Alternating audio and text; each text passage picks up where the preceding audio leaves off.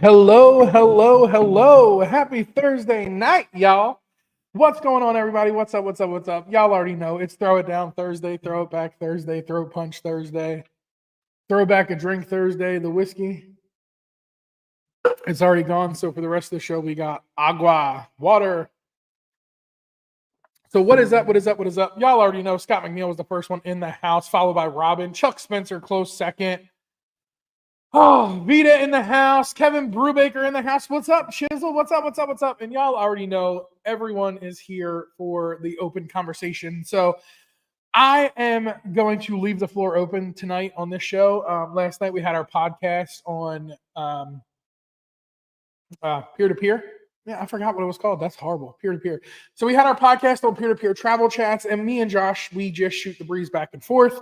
We don't interact with the chat because we take that and we turn that into a podcast that you can find on Spotify at peer-to-peer travel chats. Jimmy in the house. We already said what's up to Scott. He was the first one here. Julie Thomas in the house. What's going on? What's going on? Kev in the house. What's up? What's up? Hello from Canada, Puerto Rico. Hey, that's what's up. We got people all over the place. It's 10 o'clock here on the East Coast, and I appreciate y'all for hanging out with me this late at night. Controversial cruising in the house. What's going on, Scott? And so anyway, me and Josh did our peer-to-peer podcast last night. We opened up season 2, and we had a few good topics of discussion. And that made me think about tonight's show. I figured I would leave it open to where if you had any questions about past cruises, upcoming cruises, any questions about your cruises, that I would just leave the floor open and answer as many questions as possible. The mods are in the house tonight, so they will do the best. If I don't see your question, they will make sure it gets in front of my face so I can read it to you. Orange Cone Vlog in the house. Tim Campbell in the house. What's going on, everybody? I hope we're all having a great night. So that's how it's going to go tonight. Tonight's going to be an open floor plan live show. I didn't put up the green screen. Y'all see the blue lights? I got some blue lights in the background. Let's talk about blue lights for a second. Did y'all know that in the state of Florida, a blue tag light is illegal? Well, let me let you on a little secret. I probably knew that was illegal. I got pulled over last night on my way home. I was so heated. The cop was like, "You know why I pulled you over? Well, if I knew why you pulled me over, I wouldn't be questioning why you pulled me over." "Oh, your tag light's out." I'm like, "No, it's not." He's like, "Yeah, it is. Come look at it." I was like, "It's not out. It's just blue." And guess what? He didn't write me a ticket. He wrote me a written warning. He let me go. He let me off. It is what it is. But it's been on there for 5 years. Ever since I moved to Florida, it's been the same light for 5 years. And what's up with just now getting pulled over? I drive the same roads for the last 5 years. It's whatever. That's past me. It's last night. I still have yet to order the light. So if you're the cop that pulled me over and you're watching this, sorry, it's not fixed yet. But that's how we're going to do the show tonight. We're going to leave it open floor plan. And let's read some of these comments in the chat. Hello from Canada. Saludos, Puerto Rico. Robin saying hi to everybody. Tim, 8 days, 13 hours, 55 minutes till I set sail on the horizon, but who's counting? I'd be counting if I was you, Tim, and it looks like you are counting as well. Drop your countdowns in the chat. I know Scott went into the Facebook group yesterday and put a post out there for countdown. So if you have a countdown coming up, post that countdown. I know Kev Brubaker is looking forward to that cruise he's got in New York coming up. That's about a year away. This is his downtime right now. The Queen won't let him cruise at this time because of the jobs, but it happens. Yeah, holy butt pucker, expensive. New York is a very expensive city. Let me let you on a little secret. That's where I'm from. I know how expensive it is up north. I was talking with Chuck today about going to Vietnam, and I absolutely love Asia. I love the Asian culture. I want to get over there. But we were looking at things today in Vietnam, and we both have decided that that is where we are going to retire and move to. Because in $500 US, you can rent a nice 2-bedroom apartment in Vietnam. You can get food for less than $2. You can get cigarettes for less than $1.25.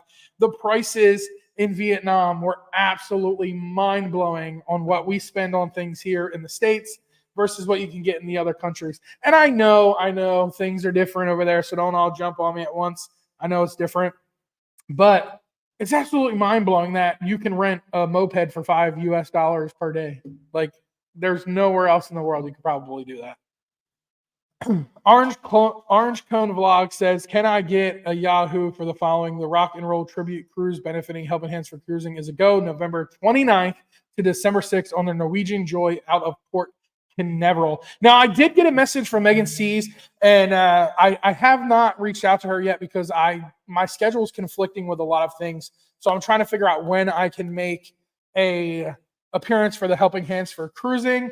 I reached out with Josh. I'm in the midst. We're talking with Josh and all that stuff. So, Helping Hands for Cruising is a big cruise that happens every year. It helps people that are not able to go on cruises. So it's something that I want to take part in. I just got to figure out on my schedule when I can. So that's definitely coming in the near future as well. June cruise to the Bahamas out of Galveston. Long wait. That is a long wait, but there is some big news coming out of Texas.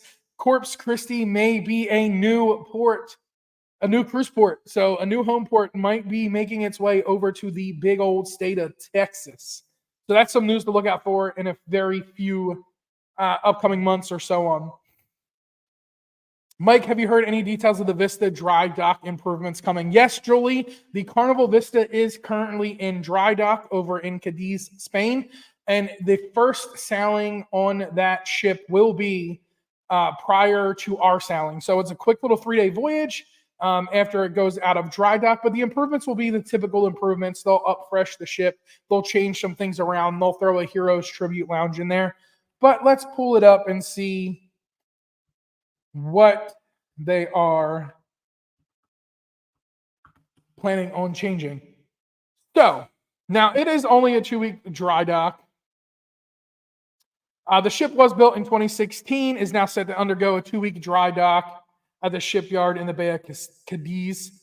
Work expected to be carried out on board the Carnival Vista includes the addition of Carnival's new hull livery, so it will have the new paint scheme, in addition to scheduled maintenance, class surveys, and technical work. So I do look forward to seeing some things that are being changed on the Vista. I'm not 100% sure of what is being changed, but if it's anything like the Pride, you're going to get a Heroes Lounge, you're going to get some rooms updated, and they might even squeeze in a few more cabins.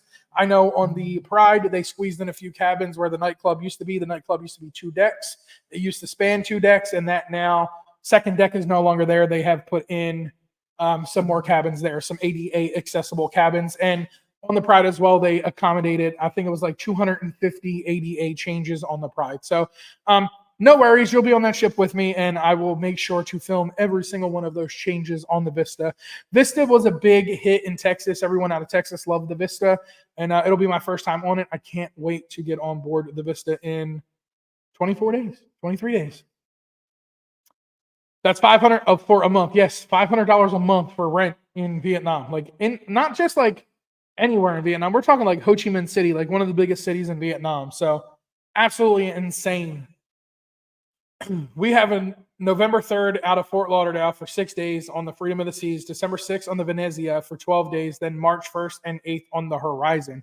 March 1st for 8 days on the Horizon. Now that March 1st cruise on the Horizon, that is the ship show cruise, right, Kev?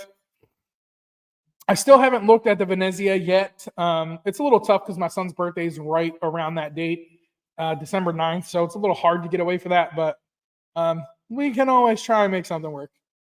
Philippines is a great place to retire too. My father said he lived like a king off of very little. And that's the thing, right? Like, we looked into a lot of different articles today, and it said if you have over 1,000 USD a month, then you are considered to be wealthy in Vietnam. And I'm like, well, let's go, because I'm rich.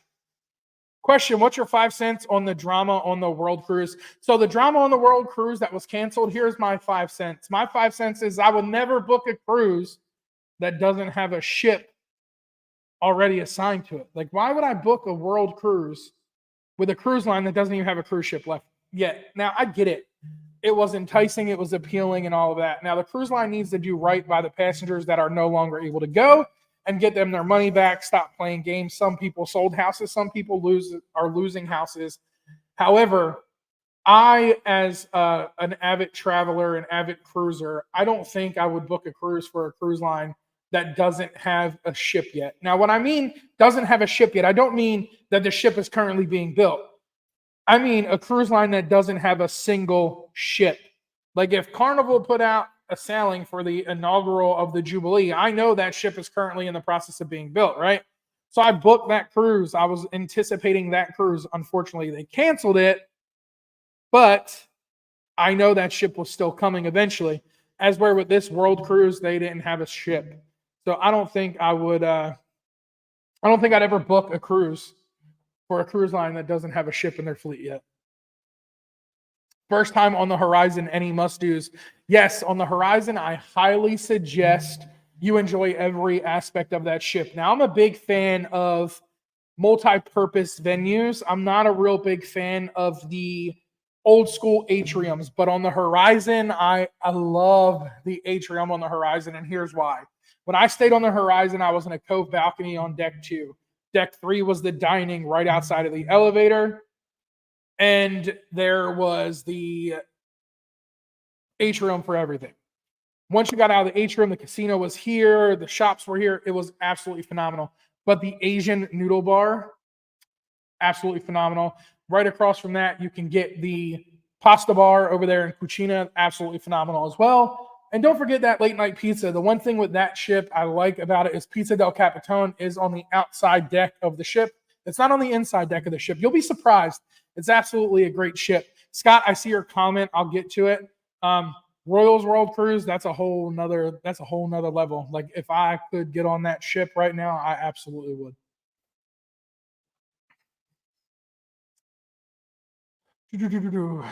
Howdy, Scott McNeil. Paul saying what's up. What's going on, Paul? If you're working, man, be careful, please.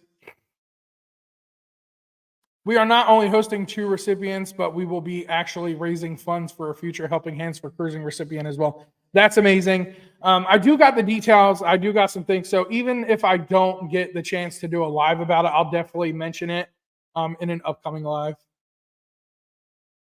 That's the Coop Cruise. Yep, that's the one in March. So that's going to be a little tough for me because I got some big plans that I haven't announced yet for next year. And we'll see what's going on.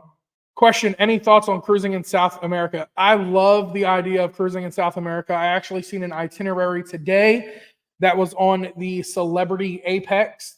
It left out of Lisbon, Portugal, and it ended in Buenos Aires. I would love to go to every possible place I could possibly go to in the world.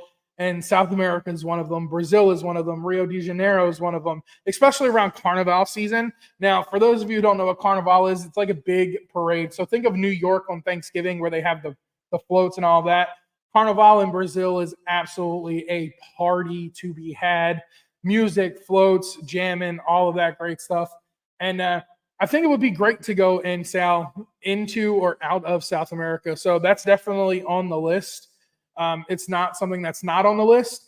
And right now you can get an inside cabin on Celebrity Apex for 2025, leaving out of Lisbon, Portugal for less than $900 a person. So that's not a bad deal. It's a beach party, Vietnam, surfing in the Viet Cong. You already know, bro. You already know. Question, hey man, any tips for a Panama Canal cruise? Sail out Monday on Celebrity Beyond. So here's my tips for the Panama Canal cruise. I hope you got yourself a balcony room. If not, I hope you are ready to sit in the canal for a long period of time. The canal locks do take a little while. Are you going through the old locks or the new locks? That makes a big difference. The old locks take longer than the new locks. But it's absolutely cool if you're in a balcony because you can go out on your own balcony and see the wall 6 inches from your cabin. So it's ironic that you're actually leaving in a few days for that because my parents actually go on a Panama Canal cruise in 2 weeks. February 8th they leave, but they go on Princess. So get out, enjoy the sights, the sounds. It is a long process to get through the locks. If there are ships ahead of you, it's going to take even longer. But don't believe all the hype of everyone saying it's not the be-all, end-all. Now, I'm not saying it's the greatest thing since sliced bread, but going through the locks, if you've never done it before, is an awesome experience, right? It's like going to the Grand Canyon for the first time or seeing the Eiffel Tower for the first time. It may not be something you always do all the time, but it's something you absolutely want to do at least once in life. And especially being in a balcony, that gives you an awesome awesome experience and perspective from inside the locks.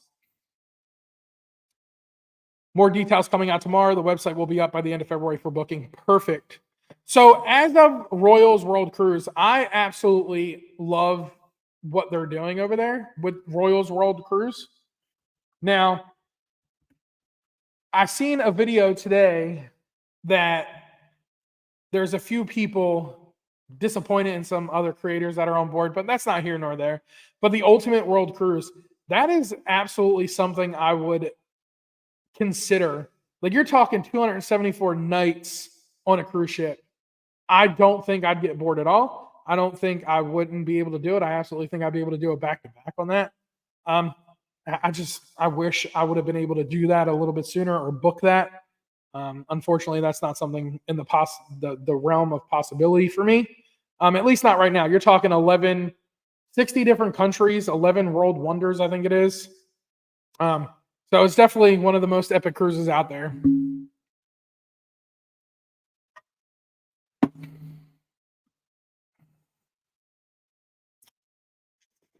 More details coming out. New locks. So the new locks it'll go a little bit faster. You won't see as much as the crazy stuff as you would with the old locks. But I think I prefer the old locks over the new locks. Mardi Gras on New Orleans. Yeah, it's like Mardi Gras on New Orleans in Brazil, and it's crazy, right? So it's like an ongoing party. Now, when I was younger, I always wanted to go to like Trinidad and Tobago and do Carnival over there. And it's just a nonstop party, right? So you're talking like drinking, partying, having a good time, everyone getting rowdy. And you got to be built for it. Like, if you're not a party goer, I don't think it's something you're going to want to do. But you got to be looking forward to that party. Hitting Aruba after watching your video today, probably going to hit up Redfish, Dominican Republic. Probably just going to do the ports, but what's your thoughts on Curacao or Curaçao? So if you're going to Aruba, I highly suggest hitting Redfish. It's one of my favorite places. They got amazing food. However, I highly suggest that if you take a cab there, that you get the cab driver's number, so that way you can reach back out to them when you're ready to get picked up. And you can get something settled, because if you don't, it's not that it's that far out of the tourist center. It's just there's not as many cab drivers in that area, right? So it takes you closer to like Eagle Beach and all of that, but it's off the beaten path of Eagle Beach. So it's not very well traveled by tourists as it is by the locals. So you're really not going to get a lot of cab drivers just out there standing by like a cab stall or a honker stall or anything like that. So definitely reach out and get your connection with the cab driver there. That's the most important thing, because the last thing you want to do is have to walk all the way back or try and catch public transportation from that spot if you don't know where you're at. It's definitely going to be a little bit of an issue for you. Dominican Republic, I pretty much just do local stuff around that port. But Curaçao, I've never been to, and it's always one of those places that's been on my list. But Curacao, I've been to. So if you're going to Curacao, that is a phenomenal place. I highly suggest getting stuck on the I think it's the Queen Mary Bridge. Don't quote me on the name of the bridge, but I think it's the Queen Mary Bridge. I highly suggest getting stuck on that in the middle of it when it's opening. That's phenomenal. And when I was a kid, I almost got run over there because I rented mopeds. But that's an awesome place. And if it's Curacao you're going to, I highly suggest on your way into the port, grab yourself a bottle of coconut rum, because that is probably the best coconut rum I've ever had in my life.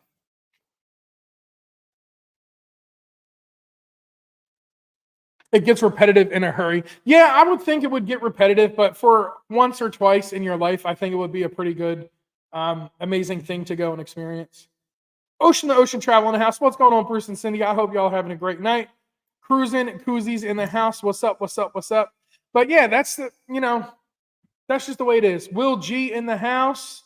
Everyone's coming in. What's up? Y'all make sure y'all smash that like button on your way in the front door, or you're gonna get tossed out the back. No, I'm just kidding. I'm not like that. Everybody's welcome here. Everybody's welcome. Now, I have been getting some questions from a few travelers that are going with me on the Vista about excursions. They want to know about excursions for our upcoming cruise, and I haven't planned anything yet, and I haven't talked to Scott or Chuck or Julie or anybody else to see if anybody wanted to do an excursion. Usually the Boats and Bros is just a quick little cruise. We just hang out, we chill. If we go to Cozumel, we go to Paradise Beach where the party's at, and so on. So I haven't really figured out if I wanted to do an excursion or not yet. I don't think an excursion would be a bad idea. I think that would be pretty cool, but I don't know what to do. I don't know if I want to go snorkeling or not. And I don't think Scott can swim with fish. I think he'd get freaked out. I'm just saying. All right, so we answered some questions about Aruba. We answered some questions on Brazil. What's next? What is the next question? And listen, it don't just have to be about travel. I'll answer all the questions as long as they're YouTube appropriate. Now, don't go crazy on me and be like, oh, well, like, no, Paul, I cannot answer that question. Did y'all hear about Princess canceling that inaugural sailing for February 8th? And we'll talk about that. I was talking to Chuck today. I talked to Chuck a lot today. You'd think that me and Chuck have nothing better to do. We talk a lot on the phone today. But I was talking with Chuck, and I was reading up on the articles about Princess and Fincantieri agreeing to delay the ship from February 8th to February 18th. Now, here's my logic on it, right? The ship is being built at the Fincantieri yard all the way up in northeast Italy. So, with that being said, when it's ready to go and Princess takes ownership of that ship, it's got to sail all the way down the east coast of Italy, all the way to Barcelona, Spain. It does its 10-day main voyage out of Barcelona, Spain, and it ends in Rome, where it will then take on its next set of passengers. My logic behind it is somebody decided that, okay, we don't want to do this. Let's just cancel it, mutually agree to cancel it so we don't have to sail out of Rome. Or we don't have to sail out of Barcelona. We just have to sail out of Rome. So all we got to do is go down and up, and we're there. That's it. Let's not go to Barcelona and then come all the way back. Let's just go to Rome and call it a day. It's a conspiracy theory, like Chuck said, Mike and his conspiracy theory. I'm pretty positive that that's the way it's going to go. I would 100% say that's the way it is. I just think the captain might be a little lazy and be like, I can't make it to Barcelona and back. Let's just cancel that and go to Rome. Now, I don't know for sure if that's the case, but nobody's put anything out. No PR representative from Princess has released anything, nothing. So as of right now, my conspiracy theory is the only logical theory I have in my brain. Colleen says, we'll be on the Jubilee in April. Your thoughts and favorites. Thanks. I think the Jubilee is the best out of all three XL class ships. I think Carnival finally hit the nail on the head with the Jubilee versus the Celebration and the Mardi Gras. Now, don't get me wrong. Both of those ships are great. I just think they finally figured out what absolutely works best and provides them the most. And they got that with the Jubilee. My favorite sections on this ship is Currents. Favorite bars, Dr. Inks.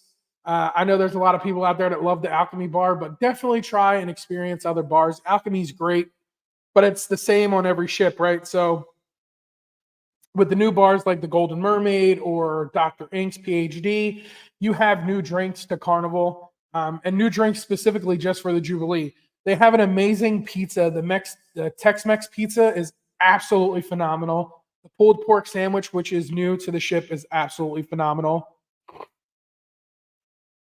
What else? Piano bar's done very well. I'm a big piano bar fan. Any piano bar, you can find me there 6 nights out of the 7. So, and just enjoy the ship, right? Take the ship in. Don't always worry about missing a show or anything like that. There's plenty of venues there, comedy venues, center stage, the main theater, and just try all things. Try all the new things. Try all the new foods specifically for the Jubilee. I highly recommend Chef's Table on the Jubilee. If you're a big fancy 5-star dinner type of person, I highly recommend that. It is a little pricey, but let me tell you right now, it's absolutely worth every penny it costs. From start to finish, the food's phenomenal, the presentation's phenomenal, the service is subpar to anything you would ever experience on Carnival. So just try everything. Try all the new stuff. When you have OBC, do you have to spend that first, or can you pick what you want to use it for?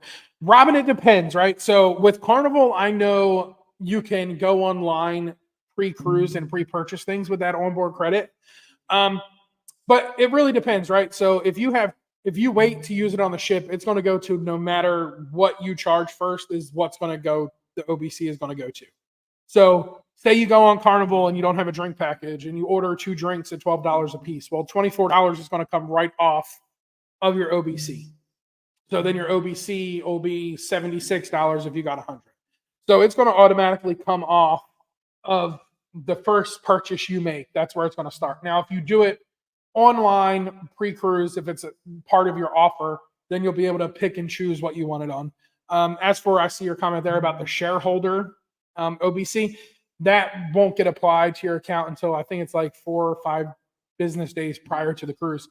So you can always check pre-cruise right up till that, and then like right before you're sailing and see if they applied it yet to your booking, and then you can go online and do it that way, and you can pick and choose what you use it for, or you just whatever first come first serve type thing on your folio will deduct right from that. If it was your power, what other itinerary would you come up with? I would come up with an epic itinerary, right? So here's my thing. I would come up with an itinerary that starts in Canada and New England and ends in Japan. Like, it will go all the way down the east coast of the US, hitting the Caribbean, all the way through the Panama Canal, up through the Gulf, all the way up the Pacific coast, all the way out to Hawaii, and then it would end in Japan. That would be my itinerary, right? So I don't know if I would start in Canada and New England, or if I would start it in like Greenland, Iceland, and then go over, hit Canada, New England, all the way down, hit Bermuda, further down, hit the Caribbean, the Bahamas, Panama Canal, Mexican Riviera, up to Seattle, up through Alaska, over to Hawaii, and then from Hawaii to end in like Japan. I think it would be like a 3-month-long cruise, but that would be an epic itinerary if I could ever build that one. And if you want to make it a little bit more crazy, you can make it like an expedition type itinerary, do all the same stuff I said, but go down to Antarctica and all of that and see the penguins and all of that fun jazz, and then still end up in Japan. Like I said, Asia holds a big spot in my heart, and I don't know why. I've never been. I've always wanted to be. I'm absolutely crazy about the Asian culture. And that is one of the biggest places that's on my top 3 of my bucket list. I'm hitting a few of them this year, but Asia's number 1. Like, that's right there. And I can't wait to get over there. I know I'm not going to want to come back, but it's just something that I feel I have to do.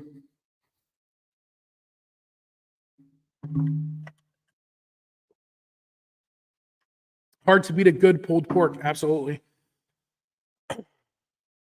Chuck answer. And Robin, this is the first time I get OBC with my deal, and I'm also eligible for stockholder OBC. So the OBC that you get with your deal, you can do now. The stockholder, like I said, it might come in a little bit closer to the cruise, and then you'll be able to use it then. If not, that'll be on the ship. Any good tips on what slot machines to invest in? LOL. So anyone that's open, right? It depends on the cruise ship, right? So it depends on if, like I was talking with Tony for that podcast, it depends on the sailing. I want to know if it's a offer sailing, if there's a lot of game players on the ship, if there's a lot of slot players on the ship, or if it's just a regular sailing, right? Because you can get on a cruise and not know that it's a casino offer if you're not on there through a casino offer. So I like to play a few set machines, and I really don't steer too far away from those machines, right? So I like to play Lock and Links. I like to play Huff and Puff every now and then. I like to play All Aboard now and then.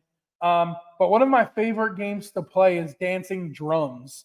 I absolutely love Dancing Drums, and I absolutely love Lock and Links. So if you're in the casino and you know where the Dancing Drums are, the Lock and Links are, and you're trying to find me, they're probably the 2 machines that you will absolutely find me at 100% of the time.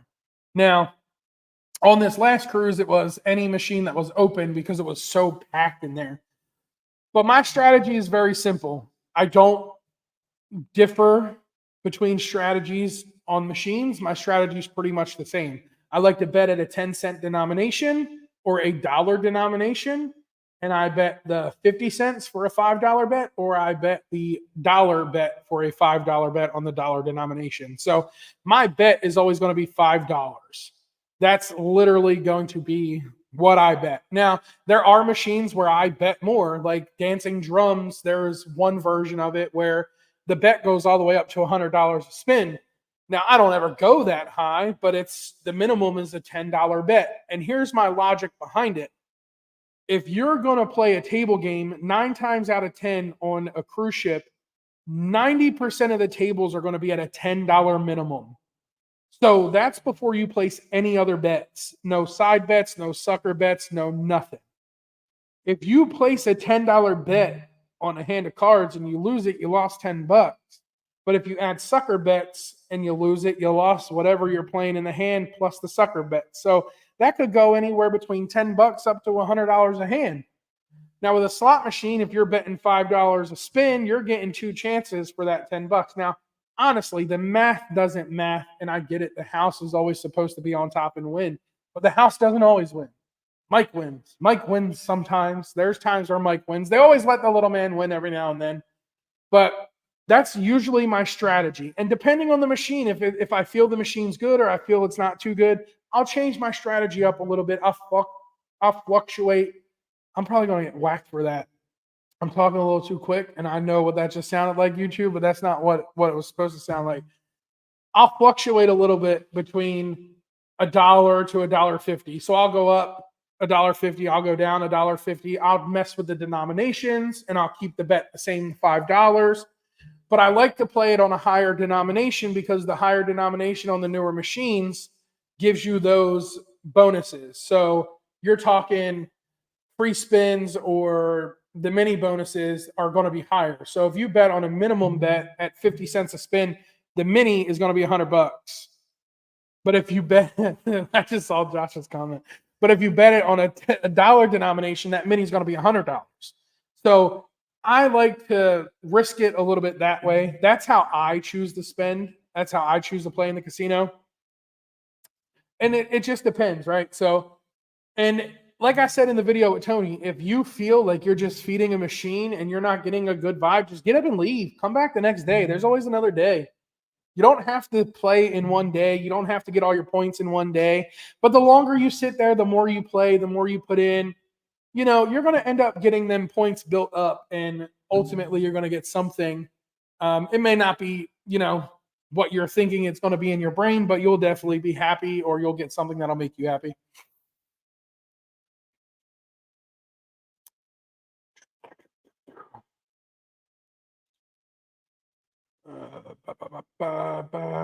Let's see where we're at, because I wasn't paying no attention to the chat.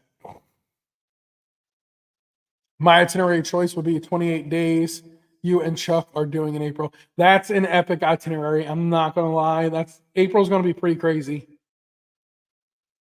Epic trip for sure. And that's what got me a little concerned, because on one of those trips is on the Sun Princess. I might not be able to get the Cheers package. Doesn't drink, and so far they won't sell me the package I want. So if you're looking to get the Cheers package, here's a little tip. Don't tell them I told you. Wait till you get on the ship. I know it's going to cost a little bit more money, but when you're on the ship, you can talk to the bar manager, and they usually will go, okay, well, if they don't drink, then, you know, we'll make an exemption. But I'm not going to guarantee that 100%, but that would be the best way to do it. Add Australia at the end. Australia would be great. They got some big spiders over there. Josh is in the house. I read his comment that had me laugh. I usually play the one that causes you to lose. Yeah, Josh tends to do that. Kevin does that too, but Kevin does pretty good too, man. That's the one thing about the vloggers cruise, right? So when we were on the vloggers extravaganza in January, me and Chuck were in the casino till late, and then I'd see Brubaker walking around, and then we all started hanging out. From Florida, through the Caribbean, through the Panama Canal to Hawaii. That's not a bad itinerary. That wouldn't be bad. I like the slots with the bonuses. I like the new form slot machines. I'll play an old style slot machine, but I like those bonus games. I like the free spins. I get super excited. And when you have a casino partner Like my casino partner's Chuck. And when me and Chuck go to the casino, it's not always a good thing. We feed off of each other. I'll make him put another $100 in the machine. He'll make me put another $100 in the machine. If I tell him I don't have no cash, he'll reach in his pocket and put money in the machine. So it's not always a good thing when you have a casino partner like that. But when you have someone that you can sit next to, have a good conversation with, enjoy betting and playing and just the entertainment aspect of it. When you hit, they hit. When they hit, you hit. You both have a good time. You both laugh. You both cheer. You both get excited. And it makes the experience a little bit better, especially on those nights when you're down. Yeah, one of those Salaway words, I tell you. If you're going to bet more than the minimum on a machine, bump the denomination to 2 cents and bet the lower end bet, it doubles the bonus. Yep, and that's the big thing that I do right there, Brubaker, right? So I'm not gonna say I don't bet the minimum. I will bet the minimum, but I'm not gonna bet the minimum on the minimum denomination. My bonus will be higher on a higher denomination. And I usually don't do 2 cents. I will do 5 cents every now and then, but it's usually 10 cents or $1. That's usually what I play. Go big or go home, right? Like I'm gonna suck it all in the machine at one time. They're gonna take it all or they're gonna pay me out. And so far, so good. Chuck says it's not good for my credit card. How do you feel about the coin pusher? That's the one I like. Also, do they have pull tabs? So the coin pusher on cruises, it's not a bad thing. I'll sit there and I'll play it. I know a lot of people love the coin pusher, but for some reason with Carnival, there's this one token. It's the mysterious S. Nobody can ever find an S. So a lot of people take those bonus coins from ship to ship to ship until they can find that mysterious S. And then ultimately you end up paying 10 times more than what you actually won. So I don't know how I'd feel about that. And they do have pull tabs, but they don't have pull tabs in the casino. You can get the pull tabs during bingo sales. So if you're a bingo player or a pull tab player, you can get those during the bingo sales. My Julie won on the VE cruise. I lost, LOL. So the queen won and the king lost. I hit a hand pay on that cruise after the slot pool. Like later on that day, like the machines we use for the slot pool, later on that day, the one that was messing up, I was like, I'm going to go sink some money into that. And I was waiting for lunch and I was like, you know what? I'm going to go play. And I sat down. I think I put $200 in the machine. I walked out like $1,300 hand pay. Lourdes in the house. What's going on, Lourdes?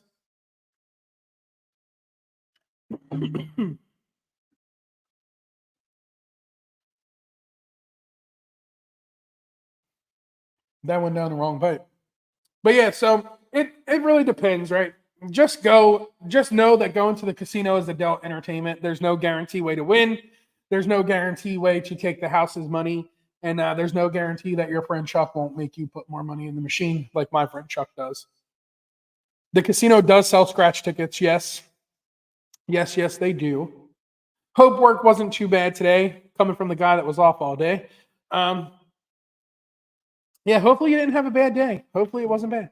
I'm glad you're excited to be here. I did answer, I believe it was your question that Chuck asked me earlier about Brazil. So I did answer that question a little while ago, earlier in the live stream. So if you want to catch that, you can always watch the replay. But I would absolutely love going to Brazil. And I dropped an epic itinerary that I found today that goes to Brazil and ends in Buenos Aires on Celebrity. Yeah, pool tabs are fun. I like the pool tabs. When me and Scott go, we tend to do bingo when it's just me and Scotty and not a group of us. And we'll do the pool tabs and all that fun stuff. But, to each his own, right? Everybody likes to have their own style of gambling. Everybody likes their own style of playing and winning. For me, I tend to just do better on the slot machines.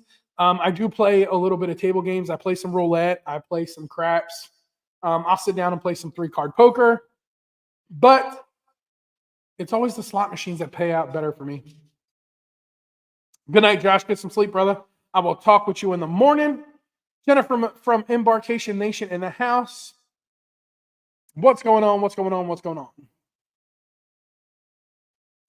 How are we going to be penny pinchers on our 14-day transatlantic cruise? So the great thing about the 14-day transatlantic cruise is not having to be a penny pincher. So I don't know if you've ever sailed out of Europe before, but things tend to be on the cheaper side over there than they are here in the States. Now, don't get me wrong, things can still be expensive. The euro is worth more than the United States dollar. So your exchange rate is going to be a little different. But the quality and the price is so much better. So my favorite thing to get over there is a ham and cheese toasty and a cappuccino, like Americano or something like that. For a ham and cheese toasty and Americano in the morning somewhere in Spain, you're looking at like 3-4 euros, if that. You can't find something in the States that cheap.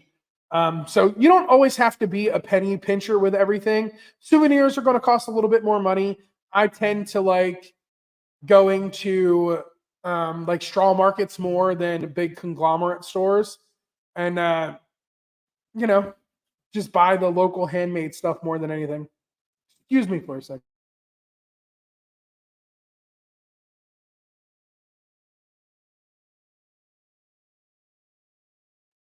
So for those of you who don't know, it's been like 12 degrees in Florida for the last week, and then today it decided to skyrocket to 84. So I'm pretty sure everyone's going to get sick in the whole sunshine state of Florida. Roulette's my game, and Texas Hold'em. Now, I don't really like Texas Hold'em because a lot of ships now have the video style of Texas Hold'em. They don't have the live table. If there was a live table, I think I would be more happy with that than the video style of Texas Hold'em. How do you plan to pay? How do you plan to play on a cruise? How much do I plan to play on a cruise? It depends. So it depends on the length of the voyage, right? So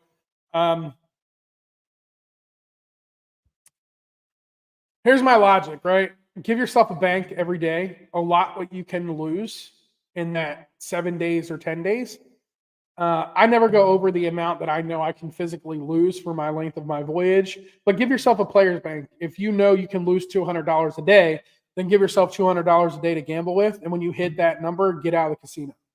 Or if you get above that number and you hit, then cash out, put your $200 back in the machine and continue to play. That's my theory. That doesn't always work that way. Again, if you're cruising with, Chuck, it might be a little bit different. But you've seen from the Glory, Bruce, I let everybody join in, have fun, come by. You don't gamble, push the button, have a little fun. Have I been through the Panama Canal old locks? I have not been through the old lock. What?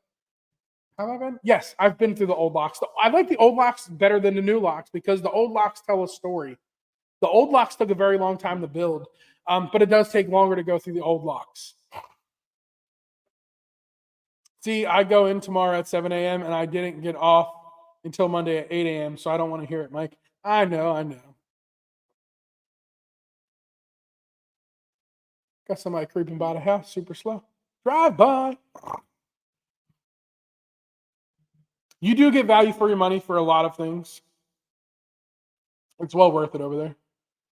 I love bingo, but I rarely win. I've never won bingo.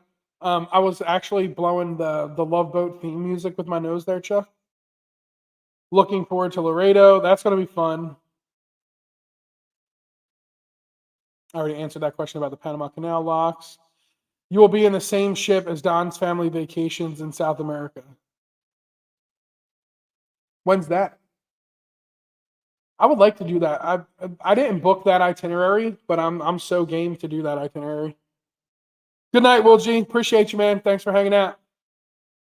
Have you ever sailed with Disney? Worth the cost to you, or is it a no-go? Now, here's the thing. I've never sailed Disney, but for those of you who know me, I'm not gonna say anything. Y'all already know I'm a big Disney freak. I've never sailed with Disney, and here's my logic why. I have 3 kids. So with me living in Florida and being a resident of the state of Florida, we get perks of resident passes or day passes at discounted rates. A Disney cruise is very, very, very expensive, especially when you have 3 kids. So when you're taking 5 people on a Disney cruise, the price tends to get way up there before you even do anything else. Now, I can take the kids to Disney for a week and go to Disneyland for a week, and it be relatively the same, if not cheaper. But Disney Cruise is on the list. If you pay attention to the cruise scene. Disney purchased the ship from a company that went bankrupt that they are refitting for the Asia market. So two birds, one stone, right? Disney and Asia market at the same time. Chuck said, I'm just looking forward to the whole thing. I have a feeling my jaw will be wide open for a ton of this adventure. Absolutely, Chuck. You will be shocked everywhere you turn. Can't wait to bring olives, olive oil, wine. I hope you can bring those things home. Now, it's going to be a little difficult when it comes to certain things, right? They will allow you to bring certain things. Wine, I know, is an absolutely positively that you can bring back. Now, for those of you who have never done a transatlantic, you can bring wine back on in every port and take it right to your room and enjoy it in your cabin same day if you want.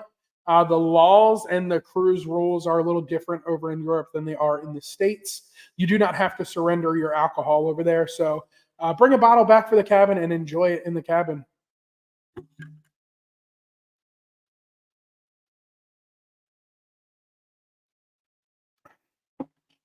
I have to find out what Don's itinerary is because I would absolutely do that with him. Don's a good guy. We've cruised together a couple times already. This was way before the channel got started and I started filming things, but we've cruised together quite a few times. Love the video when you're at the captain's table. Yum. Yes, chef's table was absolutely amazing. I enjoyed that. That was the very first time I did it. A little pricey, but the quality of food and the service was subpar. Oh, yeah, you're talking about the one that he's on. He's getting ready to get on. Okay. I thought you were talking about another one that he's got planned for the future. Yeah, so he's getting ready to do that one. He's gone for a while. He was supposed to end up getting on the Sun Princess, but that ended up getting canceled. So he's not getting on that either. Thanks, Robin. I appreciate that. Don't forget to smash that thumbs up, y'all. Chef's Table's amazing, Bill. Why haven't you tried it? And where have you been? Why are you so quiet? Warm, strong adventures in the house. What's going on, Bill? I would have thought for a diamond member, you would have already tried Chef's Table. Would repeat Chef's Table on most cruises. Now that's a good thing to know, right? This was my first time doing Chef's Table, and I know Princess has something similar. It's like Captain's Table. So I haven't looked into that yet because none of the dining options are available for me to select yet. They're showing certain ones that are available for making reservations, but none of them have open reservations. So I haven't been able to book any of those for the Princess Cruise in April. But we'll see what happens. Bill, just watch my vlog, bro. You'll see it's 100% worth it. I got to a point throughout the meal where I'm looking at the menu and I'm like, there's more. And you can see like the sadness on my face because I was like, I'm so full. There's no way I can eat anything else. And I'm a big boy. Don't get me wrong. I could put away some food. I could put down some food very quick, very fast, very simple, very easy. But it was the way that this food was brought to you. It was brought to you with time. It was brought to you with precision. It was brought to you with elegance and class, and the presentation was phenomenal. I think if it was like the way it was on the Jubilee on every single ship, I would do it 100% of the time. That would absolutely, I think I would probably replace the steakhouse with it if the menu was the same. Like if they had Wagyu at everyone, I think I would do that. But I know there's some people that have had bad experiences on other ships. Like there was a comment left today. I believe it was on the, what ship did they say it was on? There was a comment that was left today. Let me see if I can't pull it up. On the Conquest 2 weeks ago. Here's the comment. I'll read it to you. I did the Chef's Table on the Carnival Conquest 2 weeks ago. It was $100, but was not good at all. We were all crammed into a makeshift room that wasn't big enough to pull out our chairs properly to be seated. It was ridiculous. Food took way too long to serve and was similar to the steakhouse, only not as good as the steakhouse. Your experience seems very different. And that would make me scared. I'm not going to lie. That would make me scared. If I read that prior to doing Chef's Table, I probably would have been like, okay, refund, not doing that. Don't want to take that chance. Don't even want to risk it. But I'm glad I did because it was absolutely phenomenal.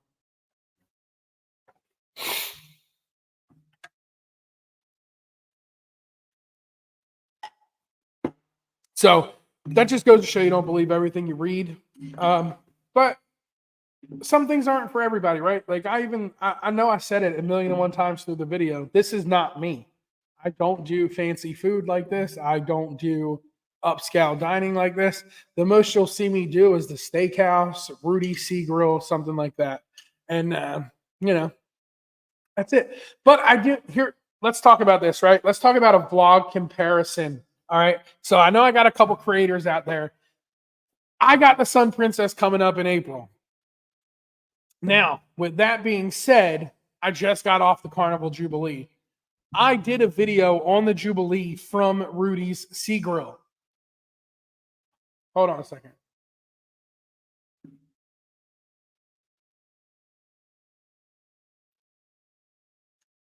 Sorry about that. I did a video on the Jubilee from Rudy's Sea Grill about their food and the restaurant. Now, Princess also partners with Chef Rudy, and he has his own restaurant on the Princess ship, but it's not called Rudy's Sea Grill. Thank you, Chuck. So I am going to make a reservation for that ship and compare the two and put them side by side together in a video. Which one's better? Carnival, Rudy's Sea Grill, Princess, Rudy's Seafair, or whatever the name of it is, and do a comparison side by side. Price is right there. The price point is exactly the same, no different, but the menu I have looked at is 100% different. I think they have the stuffed lobster tail on Carnival. I thought they would have that over there. Do not. Completely different menu, 100% completely different. So that's definitely one that's going to get added. There's a new restaurant on that ship called the Butcher's Cut. It's a carnivore's paradise, so that's going to be a reservation. And the Crown Grill, they do a phenomenal steak at the Crown Grill. But we got the Princess Premier, so that comes with the 2 specialty dining, and then I'll just pay for the additional wherever it may be. And I got to do the Rudy side by side and see which is better. And then I'll probably do a steakhouse comparison side by side and see which is better, Carnival or Princess. Now I get it; they're in the same line, they're within the same corporation, but quality and standards are completely different, no matter whether they're sisters or not. The standards and the quality will be completely different. So, any other questions before we wrap it up for the night? I will be live again next Thursday, so don't worry. I'm not taking a week off. Unless I'm sick, which I might be. I'm a little stuffy. I'm a little nasally. But it's this weather, man. Like, that's the one bad thing about living in Florida. One day you're freezing. The next day it's 90 degrees. And you're ready to jump in your swimming pool. And then it's Friday and you're sick. So, it's just the way it works. I mean, if I dressed more appropriately for the weather, I probably wouldn't be as bad. But even on a cold day, I got to wear shorts and a t-shirt. Claritin D works for me. So it's tough, right? Like, I can't take certain medications, but it happens. They did cancel the inaugural cruise for the Sun Princess. That was canceled. So instead of sailing out February 8th, it's now scheduled to sail out February 18th. I got a whole conspiracy theory on that, and Chuck tells me I'm crazy, but I think it's just because they didn't want to go to Barcelona.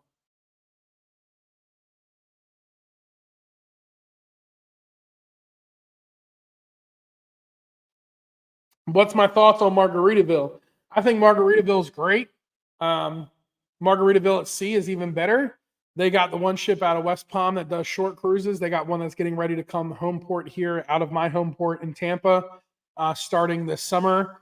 And I think I'm going to be on that one of them very first sailings. It starts in late spring here, so I'm definitely going to hop on that. It's a new ship to the fleet. It's going to be called the Margaritaville at Sea Islander. It's an old Costa brand ship. It's got a lot more balconies on it. It's a lot bigger, and I look forward to that. It's going to be longer itineraries, 4 to 5 night. Cozumel Progresso, Cozumel Key West Progresso, or Progresso Key West. It depends on what week you go, what days you pick. But I'm stoked for that. I really want to see what they do there, see what changes they make with Margaritaville at sea, and see if they up their game a little bit to compete with the top four. In Ocala, Florida, I know your pain. Yeah, it's crazy, Tim. It's honestly crazy. Why did they cancel it? All they released right now is a letter stating that Fincantieri and Princess are in mutual agreement to delay the inaugural sailing, and that's that. Warm Strong Adventure says, I'm on Margaritaville at sea inaugural sailing June 14th. Out of Tampa? You're on that one out of Tampa? Because if that's the case, then that's probably the one I'm going to have to get on there and book. I don't think they're trying to avoid Barcelona. I just think that it's easier for them if they have a few minute last things that need to get done and they don't have enough time, that would be the easiest way for them to be able to do those and get those things complete before they start sailing. I'd rather see a cruise line push back the inaugural sailing to fix the few little issues they have, little hiccups, whether they're big or small, versus trying to put the ship out within the fleet prior to having those things done, and then welcoming on paying passengers when things are incomplete. So I don't knock them for pushing it back. The one thing I do knock them for is not putting out any information on why. All you're saying is it's a mutual agreement. Well, why is it a mutual agreement? What's going on that you're pushing this back 10 days now? So, all right, Bill, I'm definitely going to look into that. Chuck, remember that, June 14th. June 14th, we got to look into that. I'll have to hop on the site and book it up. But it's definitely on the list, man. It's as long as it goes to Key West, because I want to go to Key West. But that's it. That's why I think Princess is doing what they're doing. I don't think it's a bad thing. Hopefully they get sailing by that February 18th date. We got 74 days for them to get it fixed before I can get on there. That's what I'm ready for. Elwood says it's not on time to be completed. It depends, right? So it's already had 2 sets of sea trials. Usually when you have the sea trials, it's 99.99% done. But there's no information out stating whether it's that or whatever it may be. So we'll see what happens. I know somebody from PR will reach out very soon over the next few days and tell everybody what's going on. They're not going to leave everybody in the lurch. I do know there's some people that were doing back-to-backs that I've spoken to for the inaugural and the second sailing out of Rome. And as of right now, their second sailing still a go. That is now being considered the inaugural. So we'll see what happens over the next few days. Any insights on the kinds of remodels for the Glory? So the Glory is going to go in. It's going to get a Heroes Tribute Lounge. It's going to get updated carpets. Some ADA compliant things are going to be fixed and changed around. It's not going to be super major changes that you're not going to know if you haven't sailed on the Glory before. It's going to be equipped with that fast internet we all want and need so bad on a cruise ship. So there's going to be some changes that are made. I got a connection inside the Glory prior to it going in the dry dock who's going to try and get me a list of the things that they're changing. But it's the real basic stuff. It's going to go in. It's going to get some refreshers. It needs to go in. It doesn't necessarily need a ton of work. It's still a great ship. It just needs a little bit of a facelift. So that's what they're going to do with that. You're going to get a Heroes Tribute Lounge.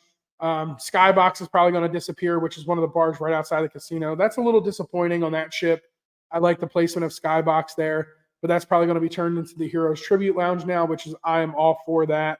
But I'm just a little disappointed that the Skybox is disappearing because that was a great Skybox on that ship. And then some other things will change. It'll be little things, but it'll be things that'll make a big enough difference for people that have sailed the Glory numerous times over before. But that's it, y'all. It is 11 o'clock here on the East Coast. I appreciate y'all hanging out with me another Thursday. June 14th is a Cozumel-only cruise, so I guess we're going to do back-to-backs. That's just the way it is. I appreciate y'all hanging out with me on a Thursday, stuffy and all of that stuff. I appreciate each and every one of you. Make sure, if you haven't done so, you are subscribed. I do not have it turned on to where only subscribers can comment. Anybody can comment on the live. I will answer each and every one of your questions. I'm not afraid. But make sure, if you haven't done so, you hit that subscribe button. You ring that notification bell so you stay up to date with everything going on with me while I'm out on the high seas. I will see y'all next week. Make sure y'all check out the latest of the ship tour on the Jubilee that just dropped today, and there's more vlogs coming this weekend. I got a brand new computer. It's going to get set up when I get off of here, and I will see each and every one of y'all next week. Until then, y'all know what to do. Y'all stay naughty. Peace.